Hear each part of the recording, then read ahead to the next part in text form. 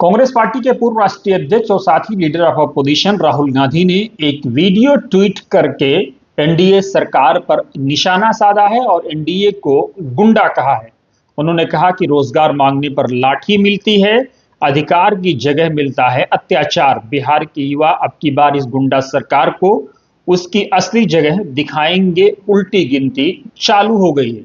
अपने दर्शकों को बता दें कि राहुल गांधी ने एक वीडियो शेयर किया है जिसमें छात्र और युवा प्रोटेस्ट कर रहे हैं और उसके साथ ही उन प्रोटेस्टर्स के साथ पुलिस की हाथापाई जारी है, जिसके बाद राहुल गांधी ने यह निशाना साधा है।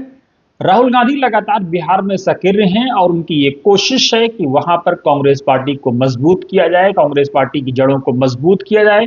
बिहार के सभी 38 जिलों में कांग्रेस पार्टी अपने प्रोग्राम चलाने की कवायद कर रही है, लेकिन सवाल यही है कि क्या बिहार में या उत्तर प्रदेश में या ऐसे और दूसरे राज्यों में कांग्रेस पार्टी के पास ब्लॉक, बूथ और थाना लेवल पर संगठन हैं भी कि नहीं है।